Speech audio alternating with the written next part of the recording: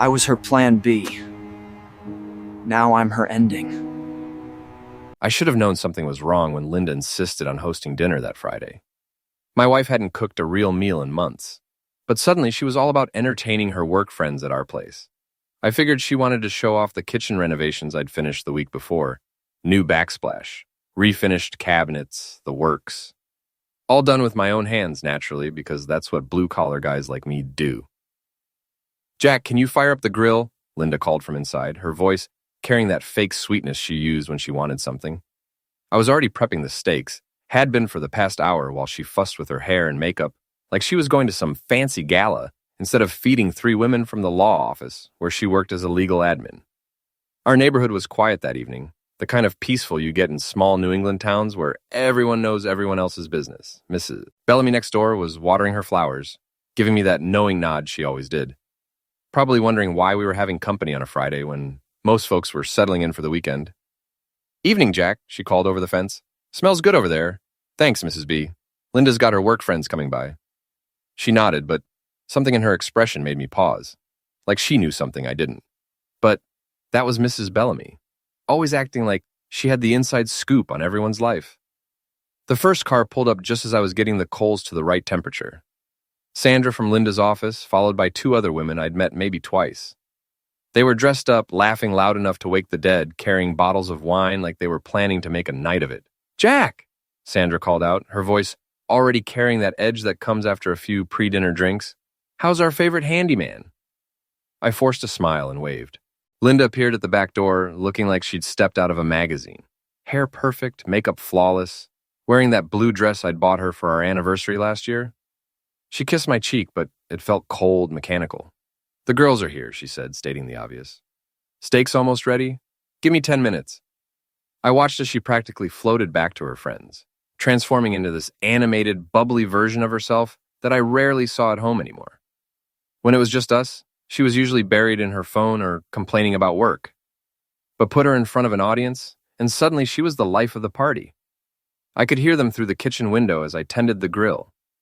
Typical office gossip at first, who was sleeping with whom, which lawyers were jerks, the usual complaints about their boss.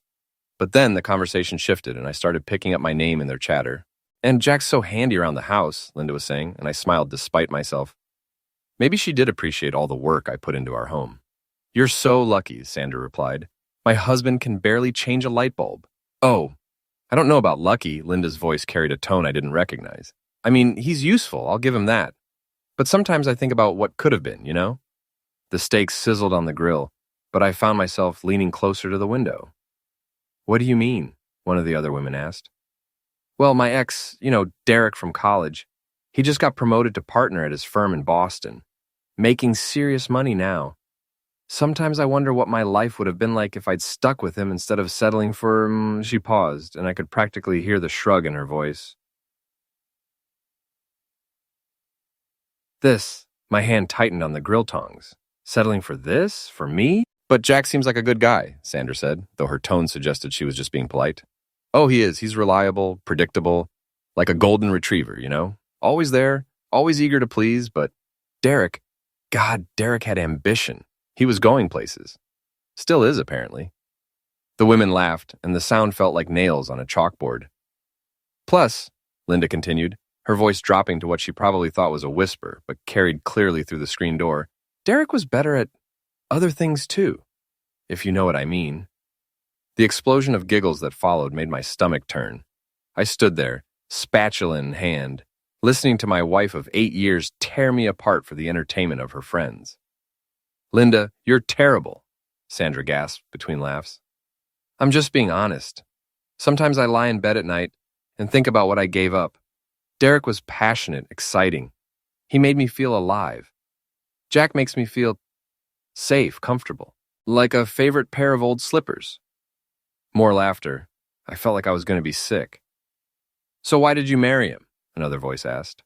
"Because Derek wasn't ready to settle down and Jack was there, He was so eager, so grateful that someone like me would even look at him. And I thought, well, maybe comfort is enough. Maybe I can learn to be happy with less." The steaks were burning. I could smell them charring, but I couldn't move, couldn't breathe. "But now Derek's divorced and making bank," Linda went on. He actually called me last month. Just to catch up, he said. We talked for 2 hours. 2 hours! When's the last time Jack and I talked for 2 hours about anything that wasn't house repairs or bills? Are you thinking about... Sandra's voice trailed off meaningfully. I don't know, maybe. I mean, what's the worst that could happen? I'm 37, not dead. I deserve to be happy, right? I deserve passion instead of whatever this is. I turned off the grill and walked into the house. 4 faces turned toward me. Linda's flushed with wine and excitement, her friends curious and slightly embarrassed. They knew I'd heard something, but they didn't know how much. Steaks are done, I said, my voice surprisingly steady. I'm going to run to the hardware store before it closes. Need to pick up some things for tomorrow's project. But dinner, Linda started. You ladies enjoy. I'll grab something later. I walked out the front door, got in my truck, and drove. Not to the hardware store, but just around town, trying to process what I'd heard. 8 years of marriage, and I was just a consolation prize. A reliable golden retriever she'd settled for because her real love wasn't available. By the time I got home 2 hours later, Linda's friends were gone. She was in the kitchen, cleaning up, humming to herself like she didn't have a care in the world. Where did you go? She asked without looking up from the dishes. You missed dinner. Had some thinking to do. About what? I studied her face, looking for any sign of guilt or awareness of what she'd said. Nothing. She was completely oblivious to the fact that she'd just destroyed our marriage with her casual cruelty. Just work stuff, I said. I'm tired, going to bed. Okay. The girls had a great time, by the way. We should do this more often. I didn't answer. I went upstairs, lay down on our bed, and stared at the ceiling until dawn, listening to Linda's peaceful breathing beside me. She slept like a baby, probably dreaming about her ex and the life she thought she'd missed out on. But I was wide awake, planning. Saturday morning, Linda slept in while I made coffee and sat at the kitchen table, looking around at everything I'd built. Not just the renovations, though I'd done plenty of those, but the life we'd created together, or that I thought we'd created together. The house had been my grandfather's, left to me when he died 5 years ago. I'd spent weekends and evenings fixing it up, making it into something Linda could be proud of. New floors, updated electrical, a bathroom renovation that took me 3 months of Saturdays. Every improvement was done with her in mind, trying to give her the kind of home she deserved. Apparently, I'd been wasting my time. Linda wandered downstairs around 10, wearing my old college t-shirt and pajama pants, her hair messy from sleep. She looked young and vulnerable, and for a moment, I almost forgot what I'd heard the night before. Almost. Morning, babe, she said, kissing the top of my head as she passed. Coffee smells good. Made a full pot. She poured herself a cup and sat across from me. So what's the project today? You mentioned something to the girls about needing hardware store supplies? I looked at her over my coffee mug. Actually, I was thinking we should talk. About what? About Derek. Her face went very still. What about Derek? You tell me. You spent 2 hours on the phone with him last month. The color drained from her cheeks, but she recovered quickly. It was just catching up with an old friend, Jack. Nothing more. Is that what you call it when you tell your friends you settled for me? When you compare me to him in bed? Now she went completely white. You were listening? I was grilling steaks 20 feet away, Linda. You weren't exactly whispering.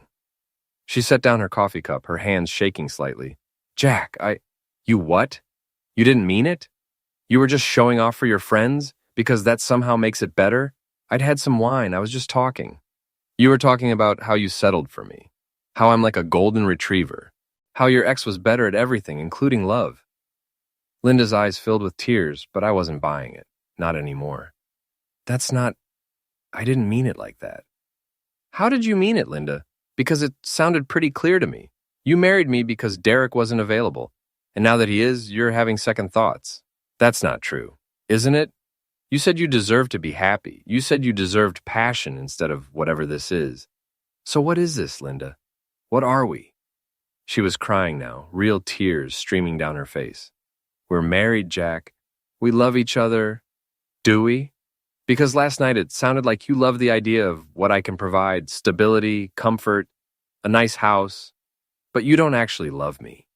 That's not fair. I stood up, suddenly exhausted. You know what's not fair? Spending 8 years of my life with someone who thinks she's settled for me. Someone who lies in bed next to me and dreams about another man. Jack, please. I'm going out for a while. I need some space to think. Where are you going? Does it matter? I'm just your reliable golden retriever, right? I'll come home when I'm called. I left her crying at the kitchen table and drove to the hardware store. Not because I had a project, but because I needed to be somewhere normal, somewhere that made sense. The familiar smell of sawdust and metal, the organized aisles of tools and supplies. It was soothing in a way that home no longer was. "Morning, Jack," called out Pete from behind the counter. He was about my age, had taken over the store from his father a few years back. "What brings you in today?" "Need some new locks," I heard myself saying. "Deadbolts, doorknobs, the works. Renovation project? Something like that." Pete helped me pick out what I needed. High-quality locks, all keyed the same. As he rang me up, he chatted about his own home improvement projects, his wife's latest ideas for their kitchen. Normal married couple stuff. The kind of problems I'd thought Linda and I had. "You okay, Jack? You seem a little off today." "Just tired and long week." "I hear you. Give Linda my regards." "Sure thing." I drove home slowly, the bag of locks on the passenger seat. Linda's car was still in the driveway, but I could see her through the living room window, pacing and talking on her phone. Probably calling Sandra or one of her other friends to complain about our fight. Or maybe she was calling Derek. I sat in my truck for a long moment, looking at the house I had worked so hard to perfect. The new shutters I'd installed last fall. The front porch I'd rebuilt from scratch. The flower beds I maintained because Linda liked having something pretty to look at. All of it for someone who saw me as a consolation prize. My phone buzzed. A text from Linda. "Where are you? We need to talk." I typed back, "I'm running errands, be home later." Another buzz. "Jack, please come home. I'm sorry about last night. I didn't mean any of it." She didn't mean it, right? She didn't mean it when she told her friends she'd settled for me. Didn't mean it when she said her ex was better in bed. Didn't mean it when she wondered what her life would have been like if she'd made a different choice. I got out of the truck and went inside. Linda was waiting in the living room, her eyes red from crying. "Jack, thank God. I've been worried sick." "Have you?" "Of course I have." "Look, about last night." "Save it, Linda. I heard what I heard. I was drunk. I was showing off. You know how the girls get when we're all together? We say stupid things." "Stupid things. Is that what 8 years of marriage is to you? A stupid thing you said?" "No, that's not what I meant."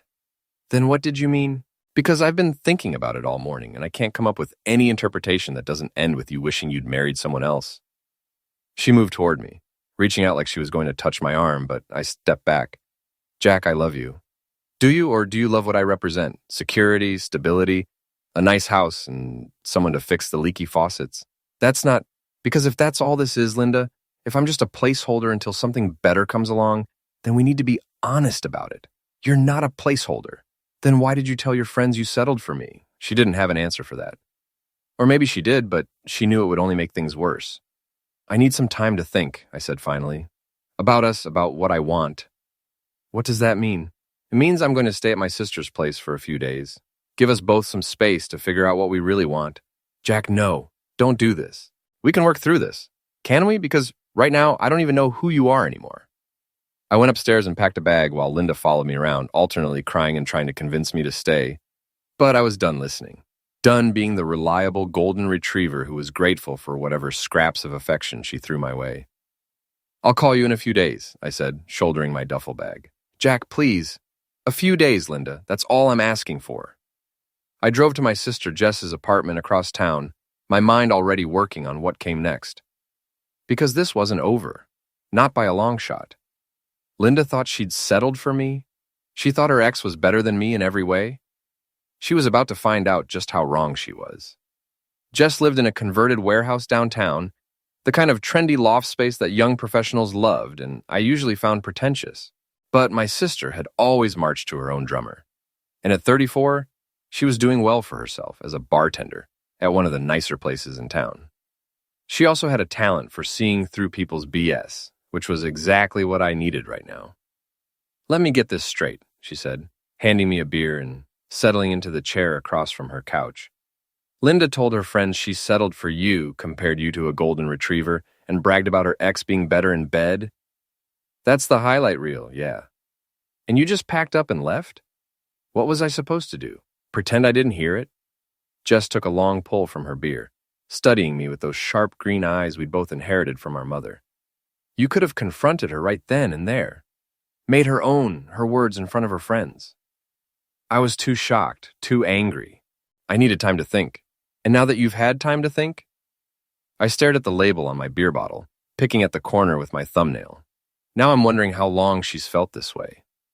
How many other conversations she's had about what a disappointment I am. Jack, no, I'm serious. 8 years, Jess. 8 years I've been ending myself to make her happy, to give her everything she wanted. And the whole time, she's been wishing she was with someone else. My phone had been buzzing constantly since I'd left the house. Texts from Linda, ranging from apologies to anger to pleading. I'd stopped reading them after the first dozen. What are you going to do? Jess asked. I don't know yet, but I'm not going back to being her consolation prize. Good, you deserve better than that. I stayed at Jess's place for 3 days, going to work and coming back to her couch, trying to figure out what I wanted my life to look like. Linda's texts became less frequent but more desperate. She was sorry. She loved me. She'd made a terrible mistake. Please come home so we could talk. On Wednesday evening, I was walking back to Jess's building when I saw them. Linda and a man I didn't recognize, sitting at a window table in the Italian place on Main Street. She was dressed up. The black dress I'd bought her for Christmas, her good jewelry, her hair done in that style she usually saved for special occasions. And she was laughing and leaning across the table toward him like they were sharing secrets.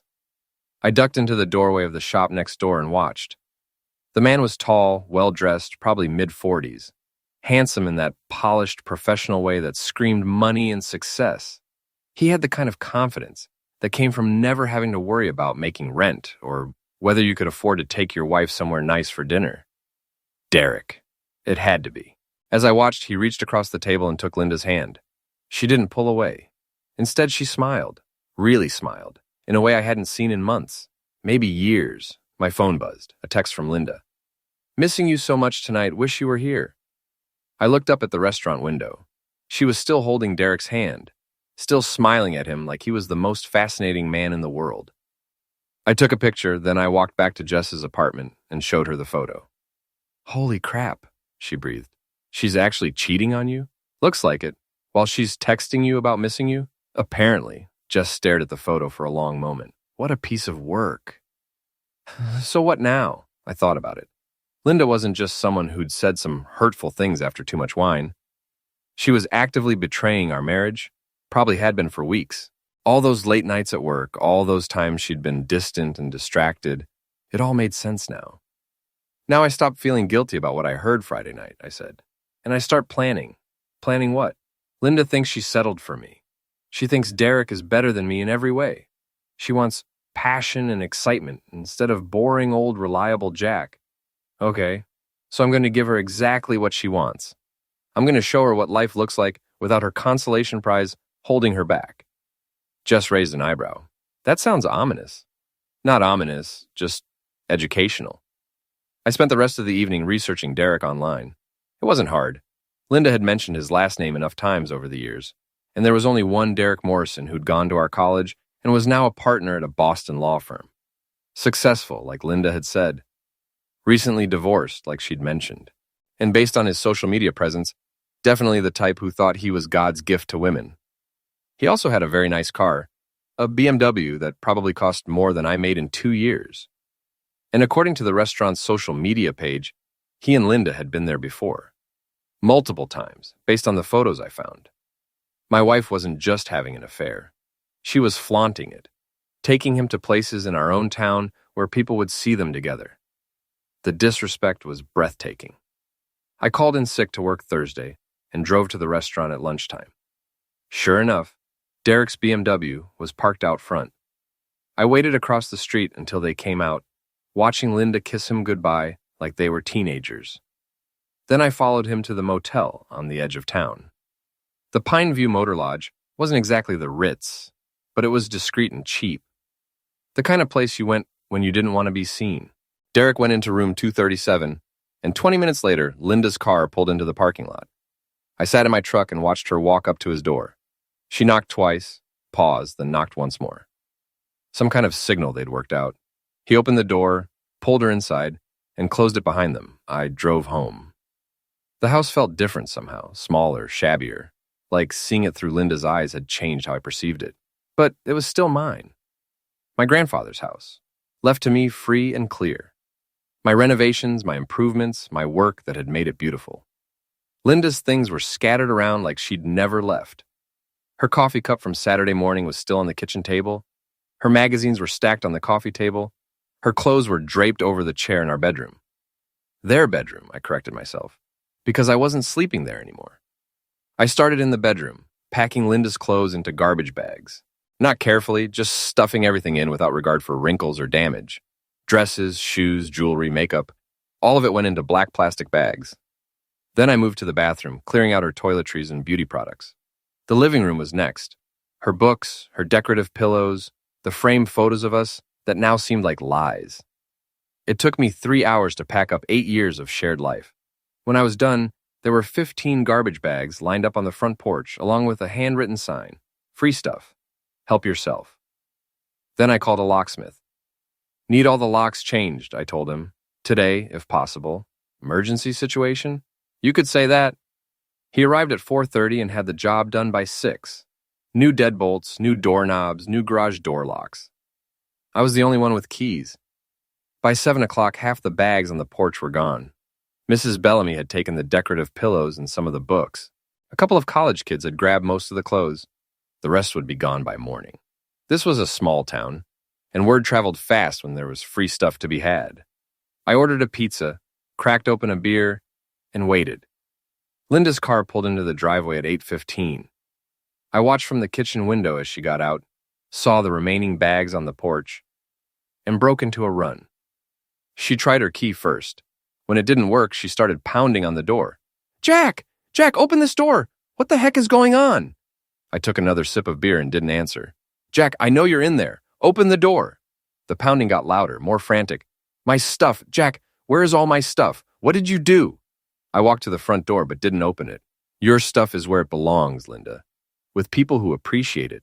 What are you talking about? Jack, open this door right now. I don't think so. This is my house too. Actually, it's not. It's my house. My grandfather's house that he left to me. You just lived here. You can't do this. You can't just throw me out. I'm not throwing you out, Linda. You left, remember? You've been leaving for months, a little bit at a time. I just made it official. There was silence on the other side of the door. Then quieter. Jack, please. Let me in so we can talk. We can talk right here. The neighbors can hear. Good. Let them hear. Let them know what kind of woman you really are. What's that supposed to mean? It means I know about Derek, Linda. I know about the restaurant, the motel, all of it. Another silence, longer this time. I can explain. Can you? Can you explain how you've been screwing your ex while texting me about how much you miss me? It's not what you think. It's exactly what I think. You've been cheating on me, probably since the first time you called, and you know what? I'm glad. Because now I don't have to feel guilty about what comes next. What comes next? I smiled, even though she couldn't see it. You wanted passion and excitement instead of boring old me, right? You wanted to see what your life would be like without your consolation prize. Jack. Well, congratulations, Linda. You're about to find out. I walked away from the door, leaving her standing on the porch that was no longer hers. In front of the house, she'd never see the inside of again. The real fun was just getting started. Linda spent the night in her car. I know because I could see it from the bedroom window, my bedroom now, parked at the curb like she was hoping I'd change my mind and let her back in. Around 3 in the morning, she finally drove away, probably to Derek's motel room or maybe to Sandra's house. I didn't really care where she went. Friday morning, I called my lawyer.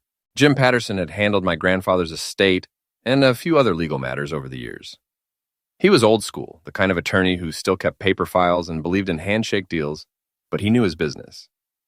Jack, good to hear from you. What can I do for you? I need to file for divorce, Jim, and I need it done right. I'm sorry to hear that. You and Linda seemed happy. Yeah, well, appearances can be deceiving. How quickly can we get the papers filed? Depends on the circumstances. Are we talking about irreconcilable differences, or is there more to it? I told him about Friday night's dinner party, about Linda's comments to her friends, about catching her with Derek at the restaurant and motel. Jim listened without interrupting, occasionally making notes. You have photos of them together? Several, and I can get more if needed. That helps. In this state, adultery is still grounds for divorce, and it can affect the settlement, especially since the house is your separate property. What does that mean? It means she has no claim to the house or any improvements you made to it with your own money. And given the adultery, she's unlikely to get much of anything else either. Good. Jack, I have to ask, are you sure you want to go this route? Divorce is expensive and emotionally draining. Sometimes couples counseling, she's been cheating on me with her ex-boyfriend while telling her friends she settled for me, I'm sure. Jim sighed. All right then. I'll have papers drawn up by Monday. You'll need to serve her, but given that she's no longer living in the marital home, that might be tricky. She works at Morrison, Klein & Associates downtown. You can serve her there. I'll take care of it. I spent the rest of Friday cleaning the house, getting rid of any remaining traces of Linda's presence. It was amazing how much space opened up when I removed all her clutter. The place actually felt bigger, cleaner, more like home. My phone rang around noon. Linda's number. Jack, please, we need to talk. Talk. Not like this, in person. Can I come over? No. Then can you meet me somewhere? Coffee, lunch, anything? Why would I do that? Because we're married. Because 8 years has to count for something. It did count for something, Linda. It counted for 8 years of me working my A off to make you happy while you dreamed about another man.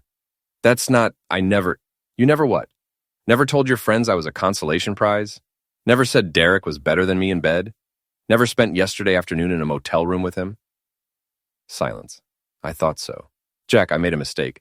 No, Linda. A mistake is forgetting to pick up milk at the store. A mistake is double booking dinner plans. What you did was make a choice. Multiple choices. And now you get to live with the consequences. What consequences? You'll find out Monday.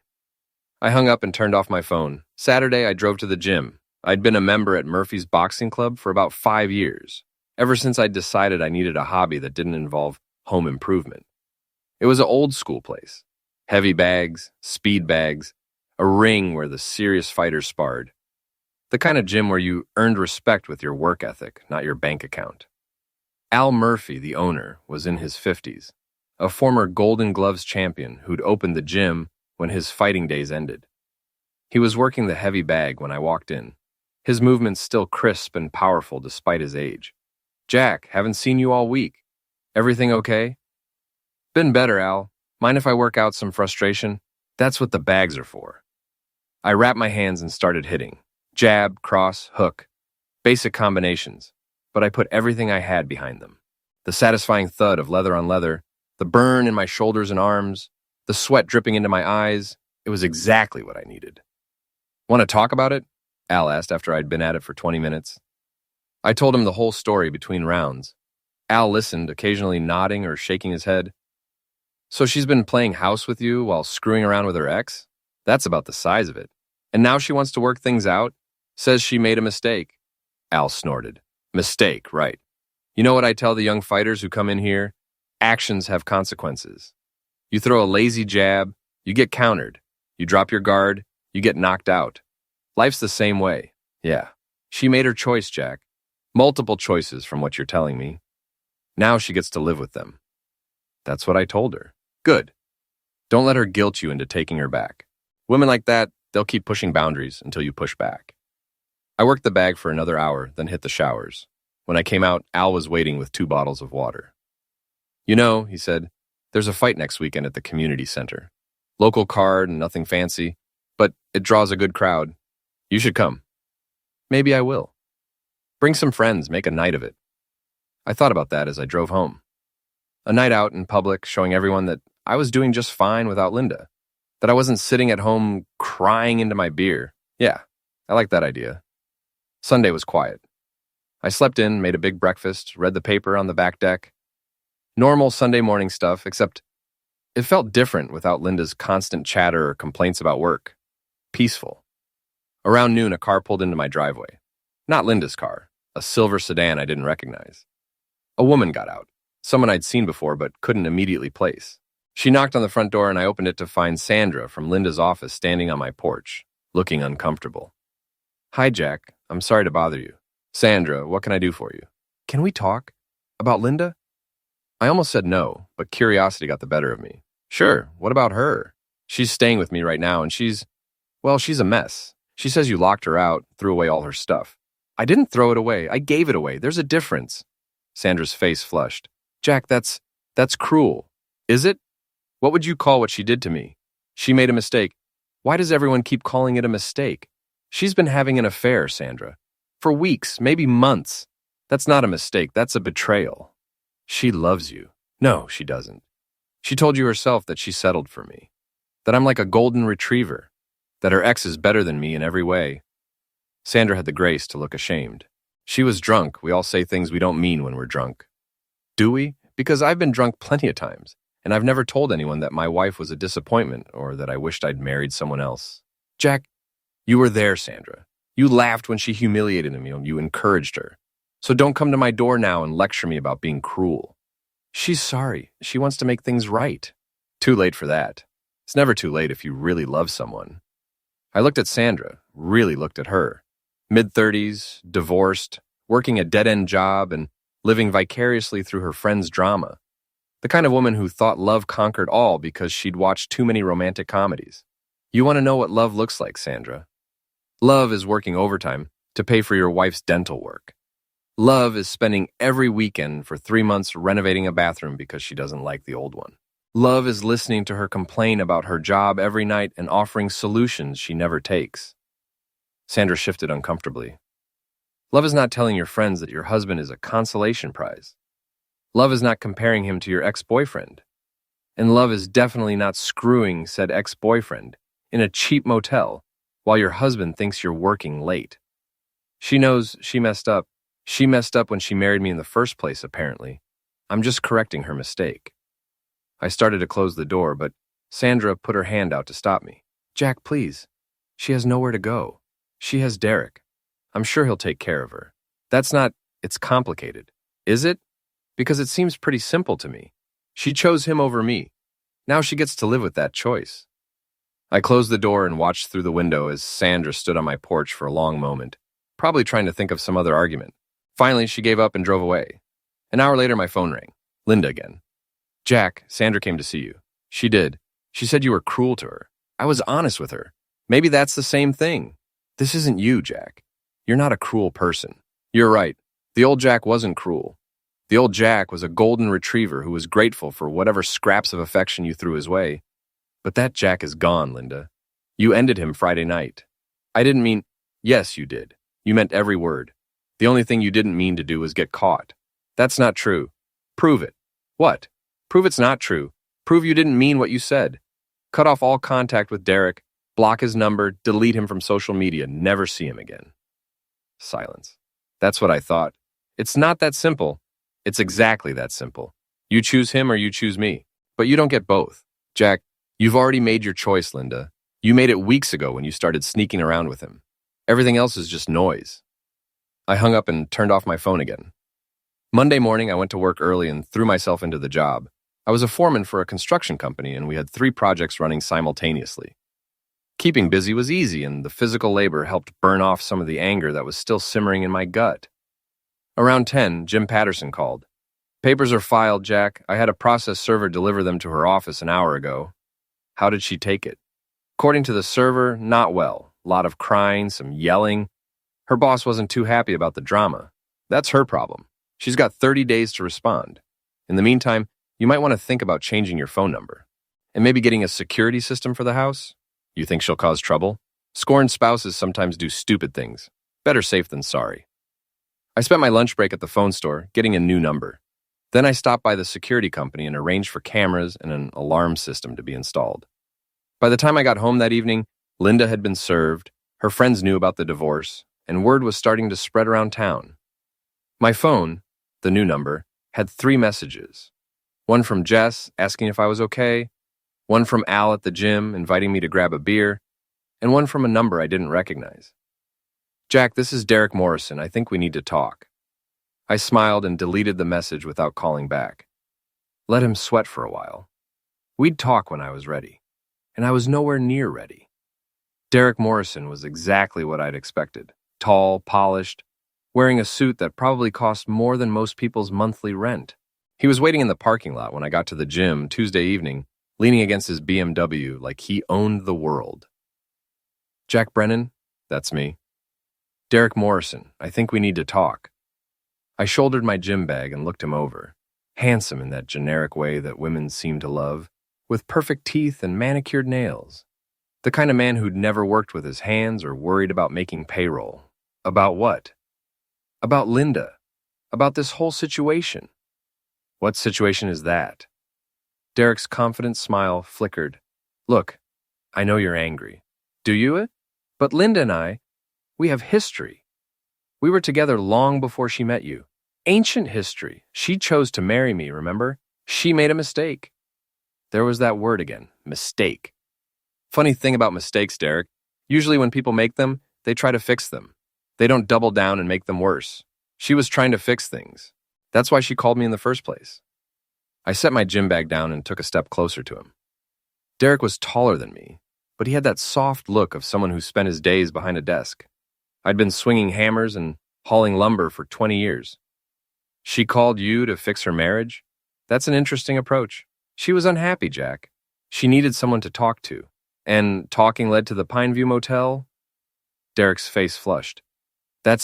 We didn't. Save it. I've got photos. His composure cracked completely.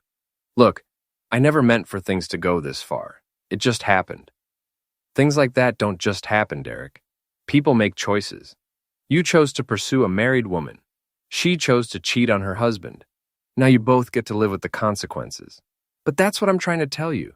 Linda wants to work things out with you. She made a mistake, but she loves you.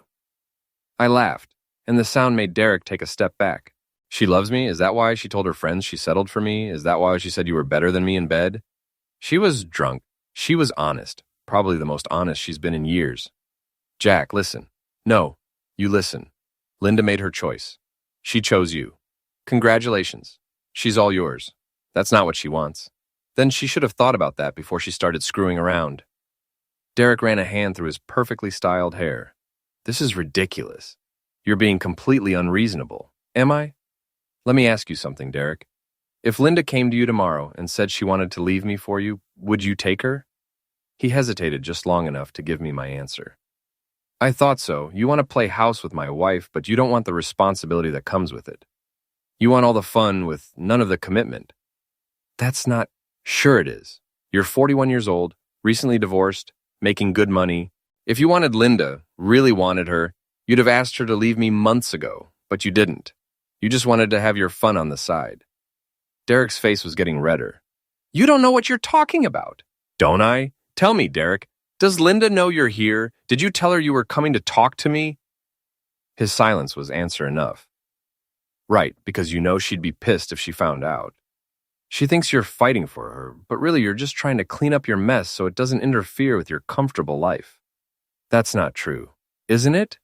Because from where I'm standing, it looks like you got what you wanted from Linda. And now that things are getting complicated, you want to send her back to her boring husband so you can move on to the next woman. You're wrong. Am I? Then prove it. Marry her. Take her back to Boston with you.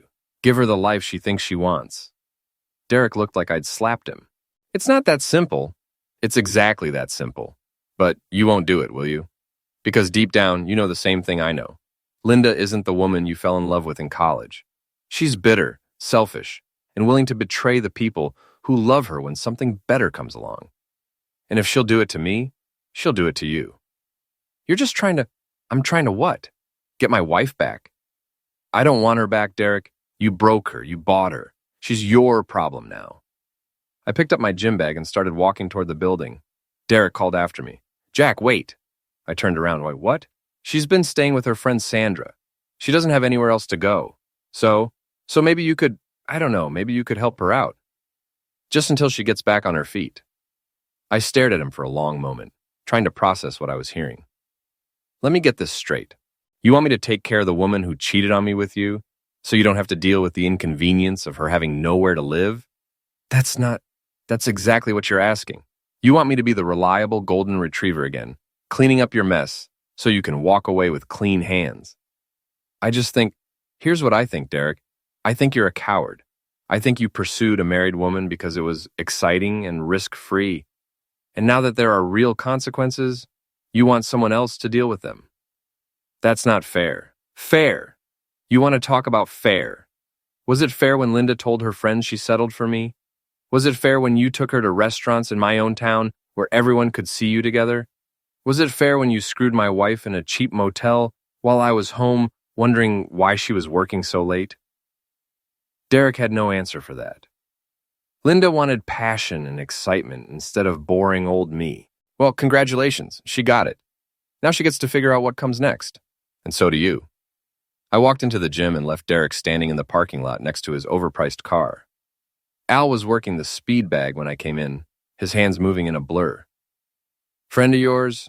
he asked without breaking rhythm. "Linda's boyfriend, ex-boyfriend, whatever he is now." Looked like an intense conversation. He wanted me to take Linda back so he doesn't have to deal with her. Al stopped hitting the bag and turned to look at me. "Seriously? Seriously? What did you tell him?"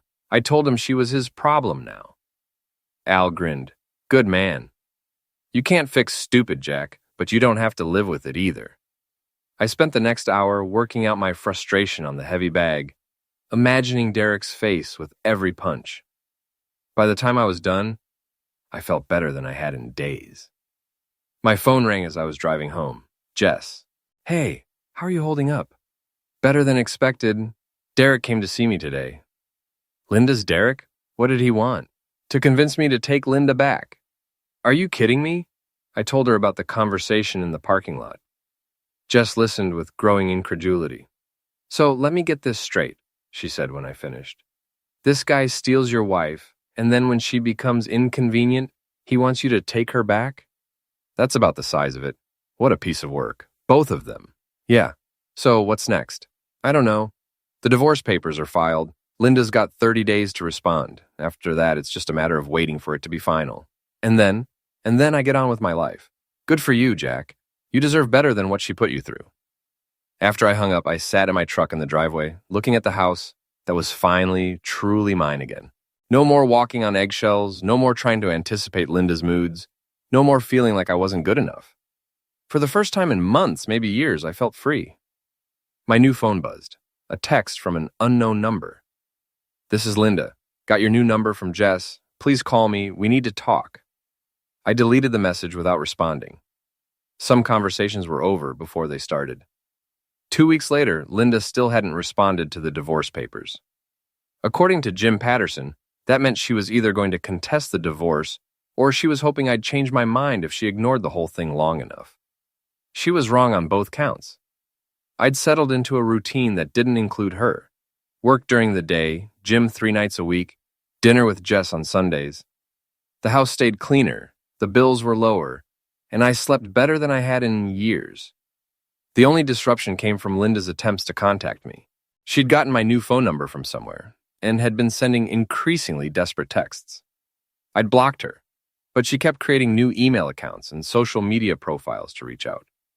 The messages followed a predictable pattern: anger, bargaining, pleading, then back to anger. She was sorry. She loved me. Derek meant nothing to her. She'd made a terrible mistake. She wanted to come home. I deleted them all without responding. Friday night, I was at Murphy's gym when Al called me over to the office. "Got a visitor," he said, nodding toward the front door. Linda was standing just inside the entrance, looking around nervously. She'd lost weight, and her clothes hung loose on her frame. Her hair was pulled back in a messy ponytail, and she wasn't wearing makeup. She looked nothing like the polished woman who'd humiliated me at dinner 3 weeks ago. "Jack," she said when she saw me, "thank God. I've been trying to reach you. I know. We need to talk." "No, we don't. Please, just 5 minutes."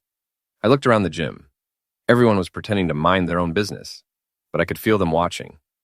Small-town gossip traveled fast, and everyone knew about Linda and Derek by now. 5 minutes, I said. Outside. We walked out to the parking lot. Linda hugged herself against the evening chill. "You look good," she said. "Thanks. I've been staying with Sandra, but that's not working out. Her place is tiny, and she's got her own problems." "Okay. I was wondering if maybe I could come home, just temporarily while we work things out." "There's nothing to work out, Linda. I filed for divorce. You've got 2 weeks to respond." "I'm not going to respond. I'm going to fight it." "On what grounds?" "On the grounds that we're married and we love each other." I almost laughed. "We're married, I'll give you that, but love..." "You don't love me, Linda. You told me so yourself." "I was drunk, I was angry, I didn't mean any of it." "Which part didn't you mean? The part where you said you settled for me? The part where you said Derek was better in bed? Or the part where you actually slept with him?" She flinched like I'd hit her. I made a mistake. Stop calling it a mistake. Mistakes are accidents. What you did was make a choice. Multiple choices. I choose you now. Too late. It's not too late if we both want to make it work. But we don't both want to make it work. I don't want to work it out, Linda. I want to be divorced. Why? Because of Derek? That's over. I haven't seen him in 2 weeks. I know, he told me. Her face went white. You talked to Derek? He came to see me. Wanted me to take you back so he didn't have to deal with you anymore. That's not he wouldn't. He would. And he did. Turns out Derek doesn't want the responsibility that comes with stealing someone's wife. He just wanted the fun parts. Linda started crying. Real tears this time, not the manipulative kind she'd used during our marriage when she wanted something. I lost everything, Jack. My marriage, my job. You lost your job? They said the drama was affecting the office environment. Serving me with divorce papers at work was the last straw. That's unfortunate. Unfortunate? That's all you have to say? I'm homeless, Jack. I have nowhere to go. What about your parents? They won't talk to me. They said I made my bed, now I have to lie in it. Smart people. This is my life we're talking about. No, Linda. This is the consequence of your choices. You wanted passion and excitement instead of boring old me. You got it. You wanted to see what life would be like without your consolation prize. Now you know. I was wrong. I was stupid and wrong, and I'm sorry. I believe you're sorry. Sorry you got caught, and sorry Derek doesn't want you. Sorry your friends won't support you anymore, but I don't think you're sorry about what you did. I think you're just sorry it didn't work out the way you planned. That's not true, isn't it? If Derek had asked you to leave me for him, would you have done it? She didn't answer, which was answer enough. I thought so. Jack, please, I'm begging you. I have nowhere else to turn. That's not my problem anymore. How can you be so cold? We were married for 8 years. And for how many of those 8 years were you wishing you'd married someone else? How many nights did you lie next to me and think about Derek?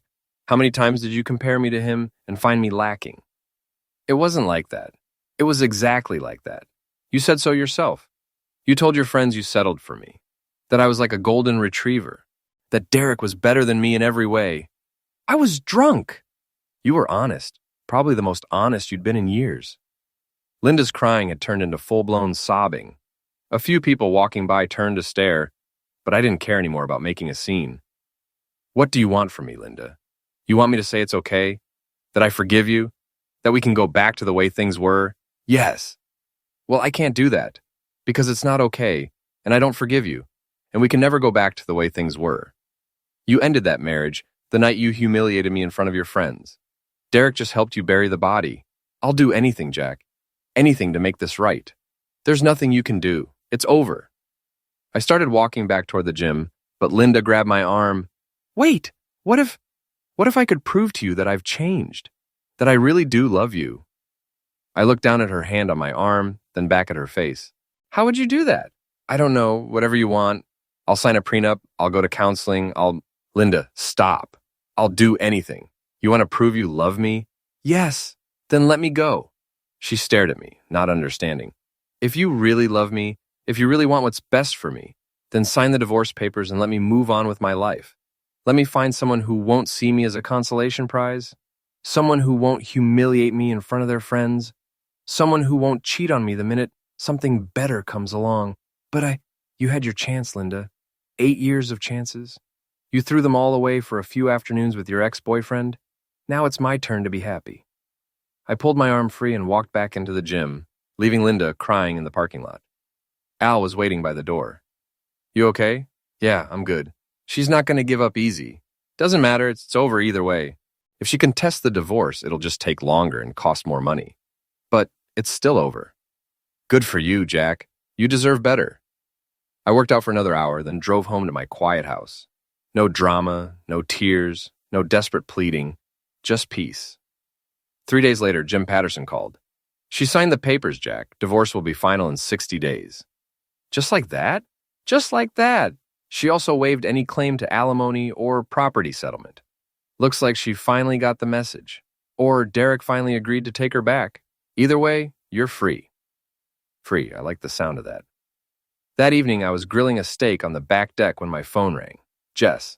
Heard the good news? She said. How does it feel? Like I can breathe again. Good. You want to celebrate? I'm bartending tonight, but I get off at 11. Thanks, but I think I'll just stay in, enjoy the quiet. Fair enough. Hey, Jack. Yeah, I'm proud of you. A lot of guys would have taken her back. A lot of guys didn't hear what I heard, didn't see what I saw. Still, it takes guts to walk away from 8 years of marriage. It wasn't 8 years of marriage, Jess. It was 8 years of me trying to make someone happy who didn't want to be happy with me. After I hung up, I sat on the deck and watched the sun set over the neighborhood I'd called home for 5 years. Tomorrow I'd start thinking about what came next. Maybe travel, maybe dating, maybe just enjoying being single for a while. But tonight I was content to sit in the quiet and appreciate how good it felt to be free. My phone buzzed one last time, a text from Linda. I'm sorry for everything. I hope you find someone who deserves you. I read it twice, then deleted it. Some apologies come too late to matter, but this wasn't about her anymore. This was about me and the life I was going to build without someone who saw me as second best. I finished my steak, cleaned up the kitchen, and went to bed in the house that was finally completely mine. For the first time in months, I slept through the night without waking up once.